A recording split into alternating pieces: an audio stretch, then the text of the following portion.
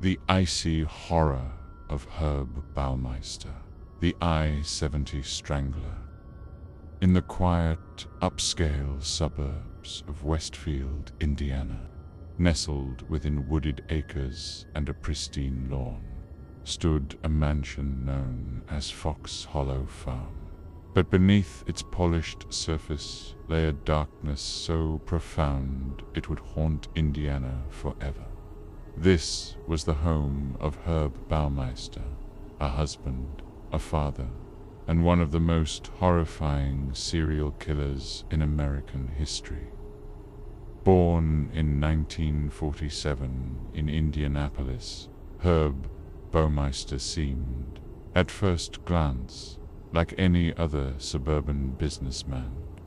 He was married with 3 children and ran a chain of thrift stores called Sap-A-Lot, which turned out to be financially successful. But Herb was far from normal. From a young age, he displayed deeply troubling behavior. He was obsessed with death. Classmates remembered him playing with dead animals, and, as a teen, he once placed a dead bird on a teacher's desk. Later, psychiatric evaluations suggested a severe mental disorder or antisocial personality disorder, but no treatment truly stuck. These early warning signs were ignored, and they would fester into something monstrous. Herb lived a double life. By day, he was a seemingly devoted family man and businessman. But by night, he would descend into Indianapolis's gay bar scene, often frequenting places along the I-70 corridor, a stretch of highway that would earn a sinister nickname, the hunting ground of the I-70 Strangler. Between the late 1980s and early 1990s, gay men began to vanish from the Indianapolis area. One by one, young men, mostly in their 20s and 30s, disappeared without a trace. At least 11 bodies were later found dumped in rural counties near I-70, often strangled and left naked. For years, police had no suspect. Meanwhile, Baumeister was luring men to his sprawling estate. He would meet his victims in bars under the alias Brian Smart. He was charming, disarming, until it was too late. Victims were brought back to Fox Hollow Farm, an 18-acre estate surrounded by trees and isolation. Inside the mansion's indoor pool room, Herb would offer them drinks, drugs, and then suggest a bizarre and deadly game, erotic asphyxiation. Most of these men never walked out alive. Herb strangled his victims often while watching them die in mirrors he had installed around the pool, perhaps to watch the life drain from their faces. It was reported that he sometimes filmed the killings. Their bodies were disposed of in the most callous ways imaginable, dumped in the woods behind his home, dismembered and left to decay. His wife, Juliana, claimed ignorance.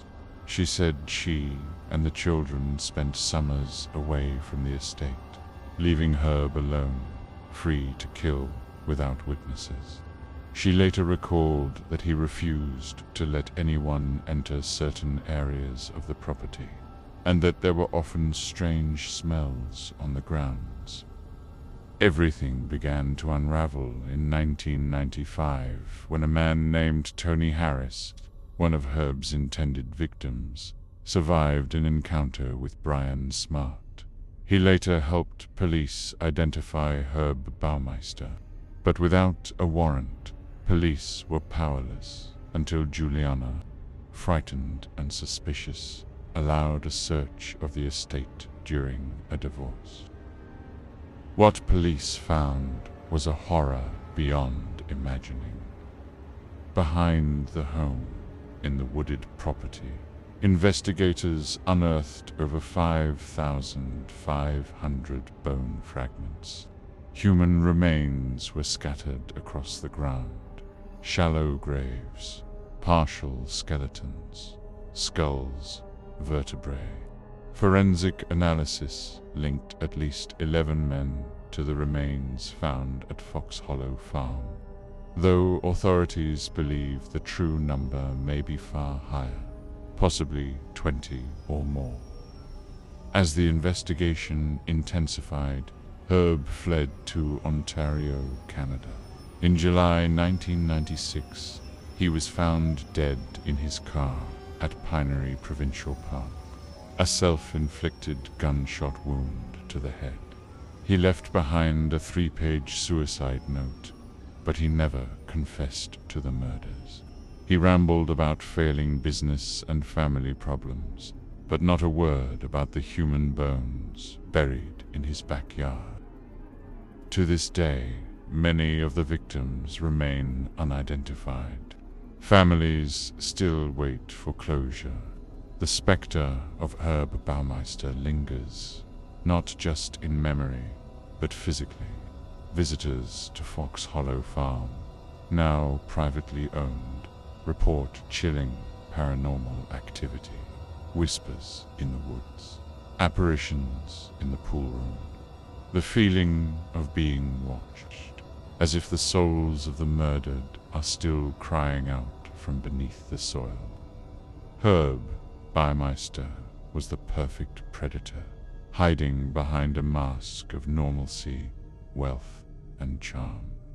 His legacy is one of death and deception, a reminder that real evil often wears the face of the ordinary. And somewhere, perhaps, more bones still lie buried.